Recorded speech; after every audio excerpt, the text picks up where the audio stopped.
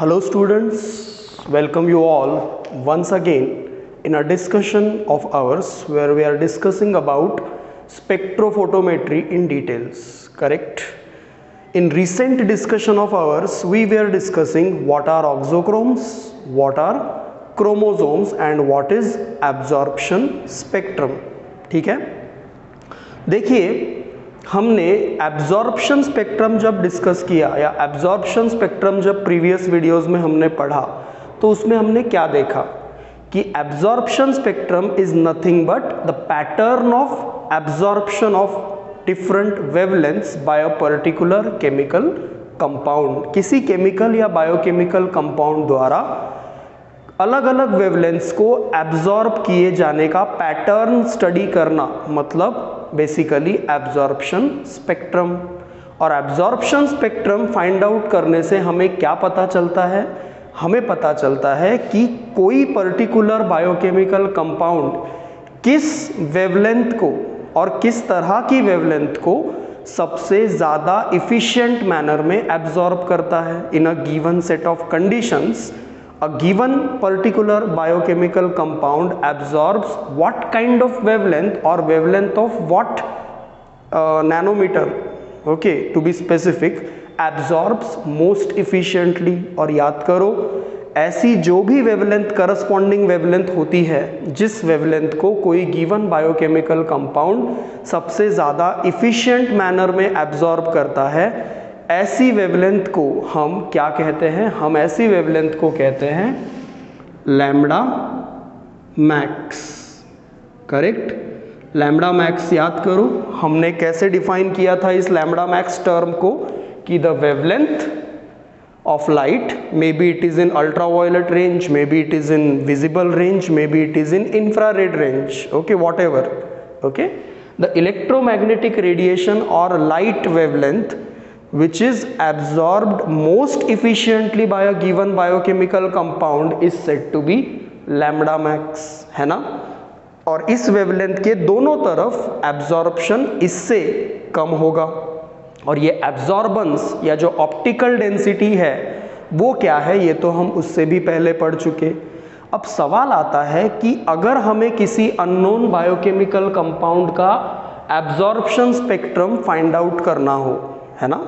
If we want to like draw or if we want to know the absorption spectrum or pattern of absorption of light by a given biochemical compound, what should we do, right? This is the question in front of us, that what we are going to do if we want to know the absorption spectrum of a given XYZ kind of biochemical compound. So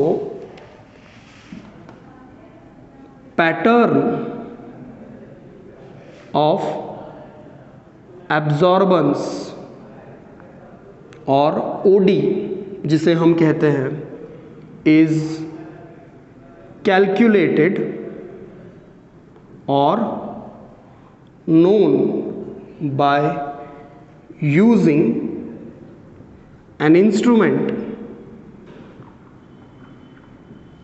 okay, by using an instrument that has the components to do so, and that instrument is called as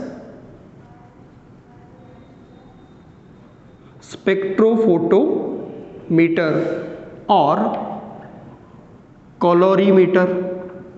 Colorimeter, it's not calorimeter, okay? So spectrophotometry is the technique we are discussing and the instrument therefore compulsorily to be studied is spectrophotometer. Now रहा सवाल calorimeter का, तो देखिए calorimeter जो है वो एक हम कह सकते हैं कि सस्ता वर्जन है किसका?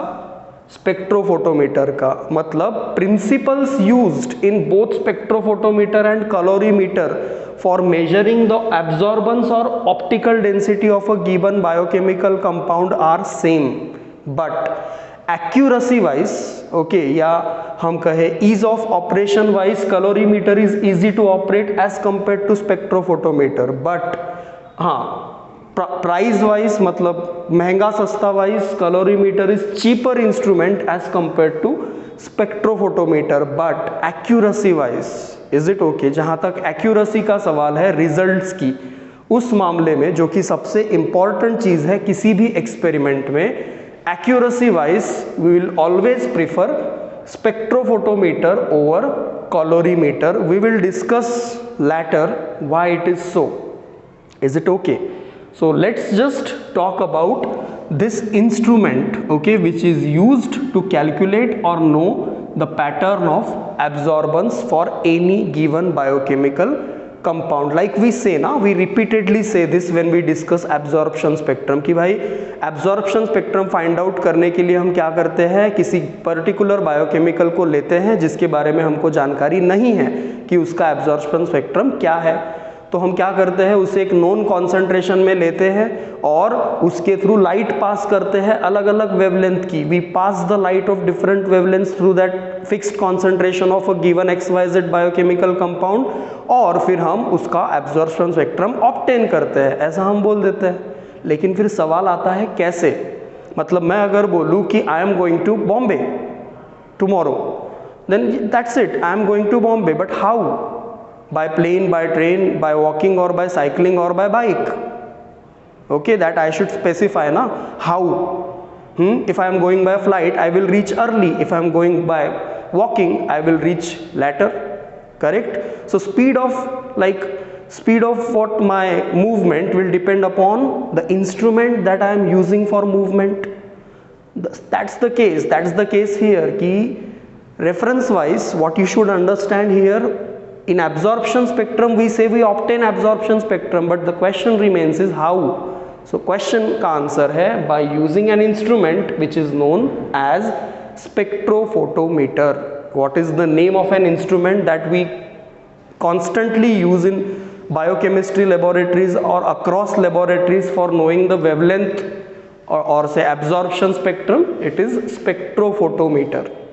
Is it okay? Now when it comes to your syllabus, okay, then the spectrophotometer that is to be studied in detail, okay, is written here, okay, UV visible spectrophotometry. हमें जो स्पेक्ट्रोफोटोमेट्री की technique detail में discuss करनी है, okay, वो है UV visible spectrophotometry. इसका मतलब होता है कि डिस्क्रिप्शन में यहां लिख रहा हूं, द स्पेक्ट्रोफोटोमीटर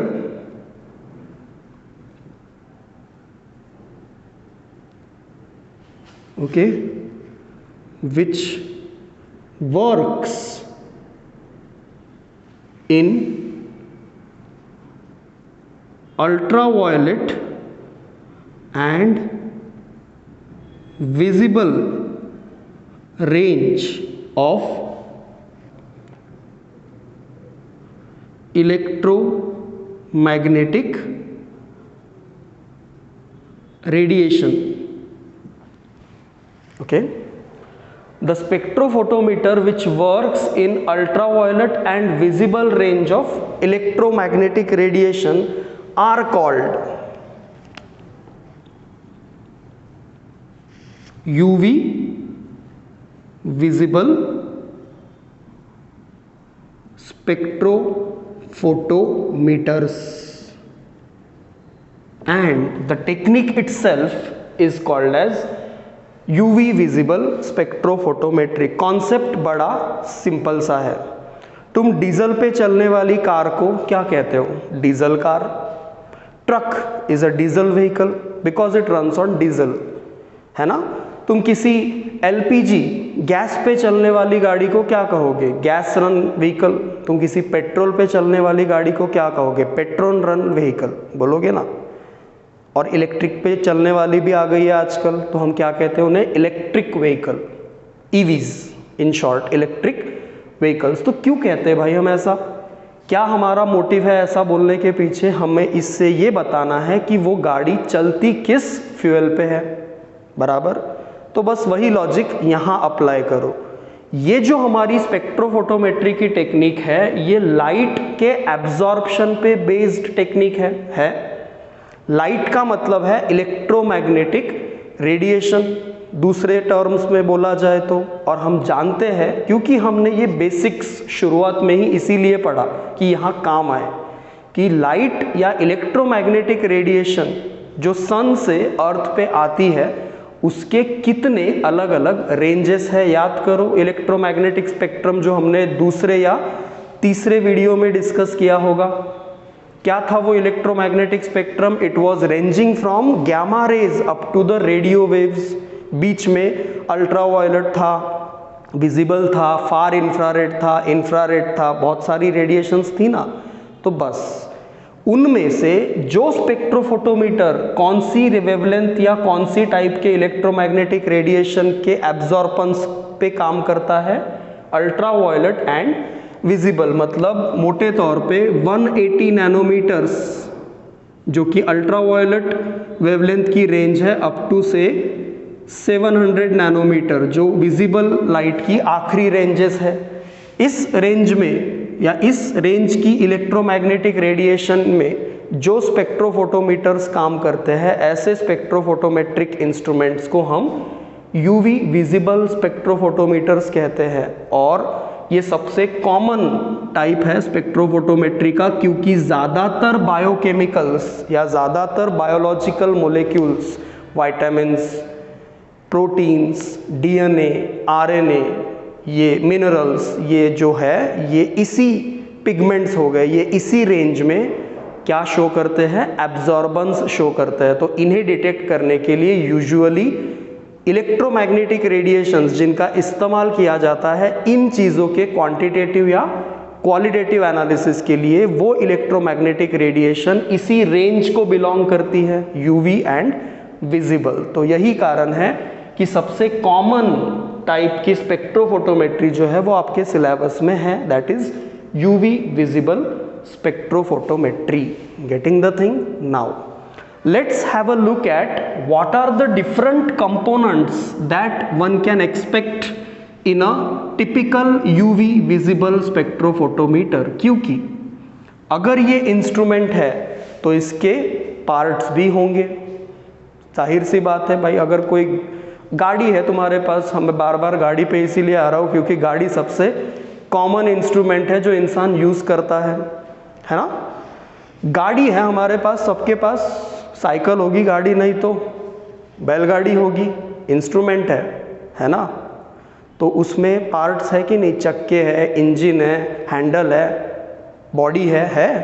तो उन पार्ट्स में से एक निकाल दिया जाए तो एक चक्के पे चलेगी गाड़ी? नहीं चलेगी। हर पार्ट, बॉडी निकाल दो, चक्के रख दो, चलेगा? नहीं चलेगा। सब रखो, पेट्रोल मत डालो, चलेगा? नहीं चलेगा।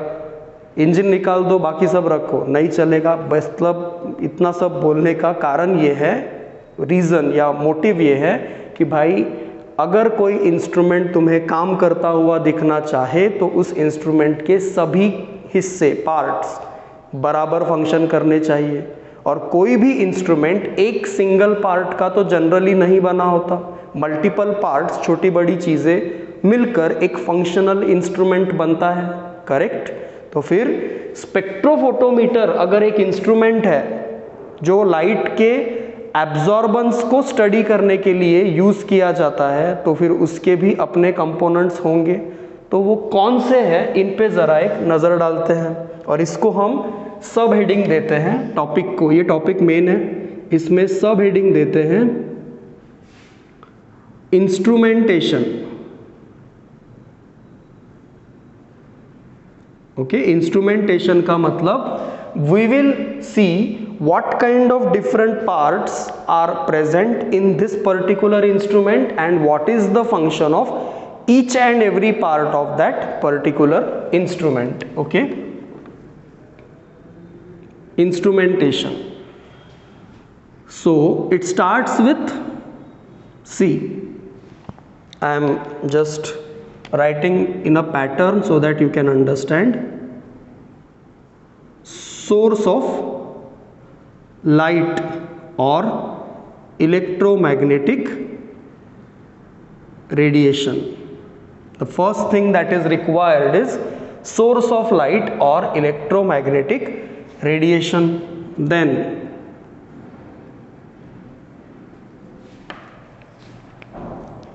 in a sequence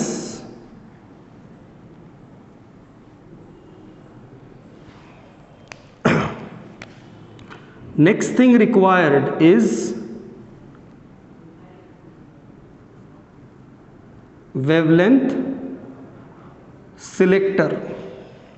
Okay, don't panic about anything. We are going to discuss each box in detail.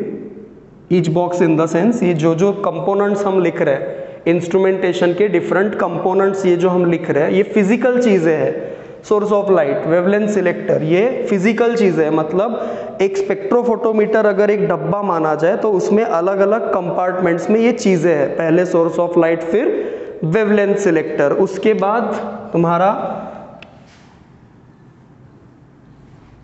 आएगा सैंपल कंटेनर और जिसको क्यूवेट भी कहते हैं.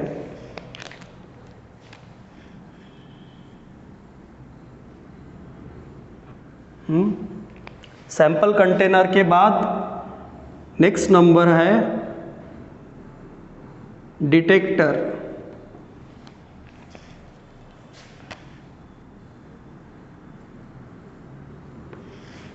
एंड फाइनली यू हैव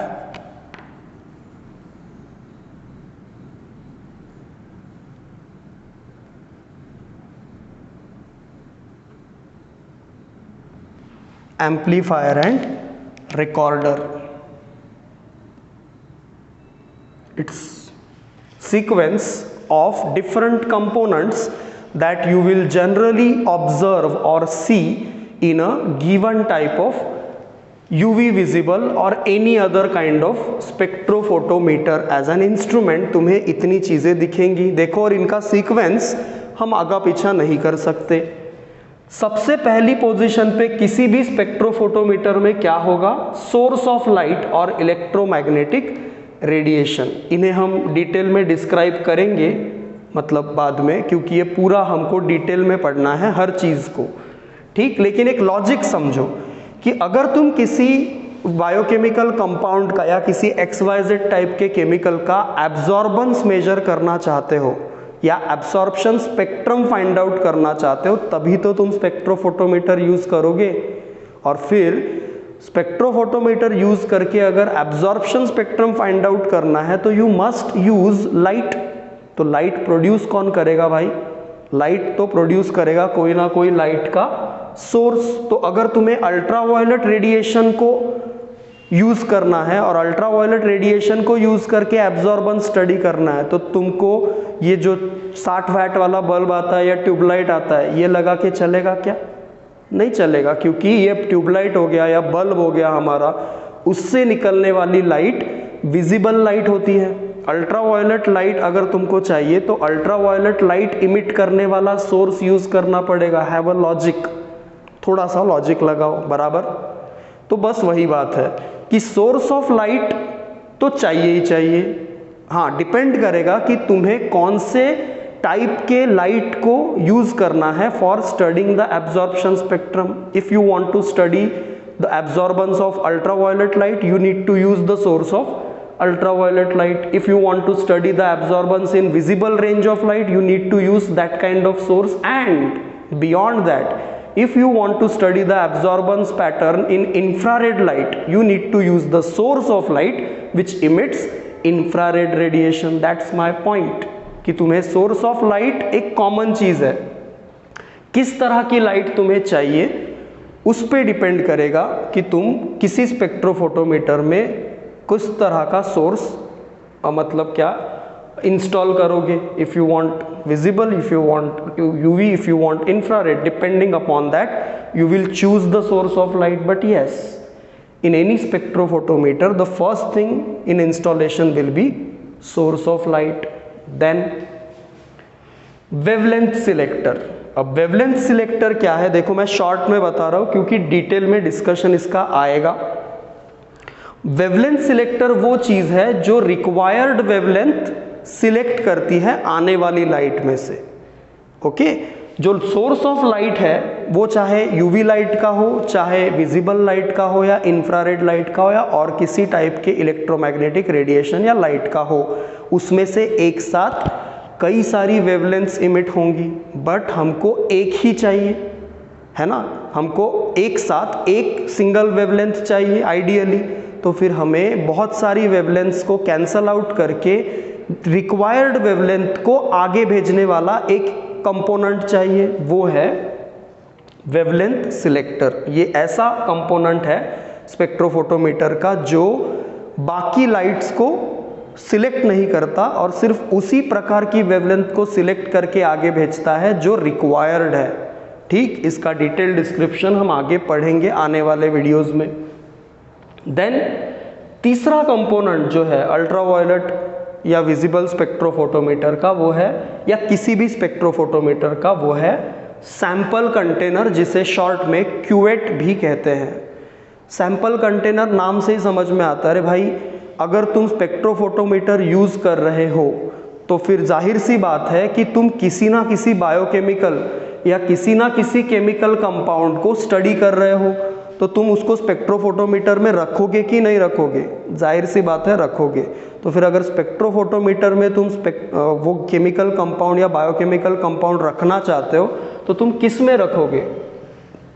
वो ये चीज़ है सैंपल कंटेनर या क्यूवेट, ओके, जिसका मटेरियल वगैरह जो भी डिस्कशन है वो हम देखेंगे जब हम इस हर एक चीज़ को डिटेल में डिस्कस कर रहे होंगे, ओके। अब सोर्स ऑफ लाइट क्लीन हो गया, क्लियर हो गया, वेवलेंथ सिलेक्ट हो गई, वेवलेंथ को हमने पास भी कर दिया सैंपल कंटेनर के थ्रू जिसमें सैंपल है कोई ना कोई। अब उसमें से कुछ लाइट एब्जॉर्ब होगी, बियर्स लॉ याद करो, I0 is the incident light.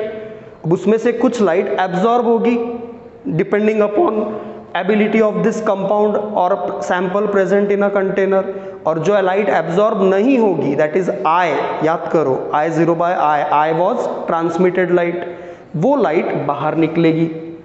तो I0/I अगर निकालना है तो हमें I की वैल्यू डिटेक्ट करनी होगी ना, क्योंकि I0 की तो हमको पता है, सोर्स ऑफ लाइट हमने चूज किया है, तो कितनी लाइट गिरी ये तो हम जानते हैं, बट कितनी लाइट निकली ये जब तक नहीं जानेंगे तब तक ये वैल्यू कैसे निकलेगी भाई? I0/I, जिसे हम एब्जॉर्बेंस या ऑप्टिकल डेंसिटी कहते हैं, और ये नहीं मिली तो हम ये कैसे फाइंड आउट करने वाले हैं?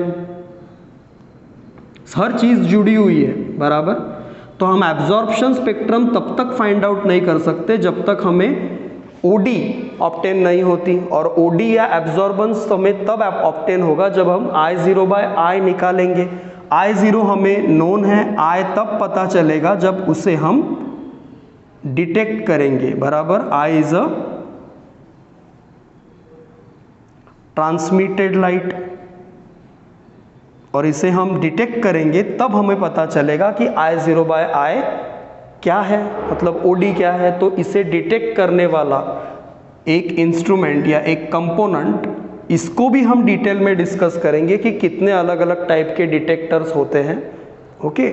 तो डिटेक्टर मतलब कौन? I या ट्रांसमिटेड लाइट को गिनने वाला, डिटेक्ट करने वाला। लेकिन क्योंकि ट्रांसमिटेड लाइट की इंटेंसिटी बहुत ही कम होगी तो वो बहुत कम वैल्यू में डिटेक्ट होगा, जिसको ग्राफ पे प्लॉट करना थोड़ा सा मुश्किल काम है। इसीलिए हम क्या करते हैं, उसे इक्वल प्रोपोर्शन में एम्पलीफाई करते हैं। एम्पलीफाई करना मतलब किसी चीज़ की क्वालिटी बिगाड़े बिना उसकी इंटेंसिटी बढ़ाना।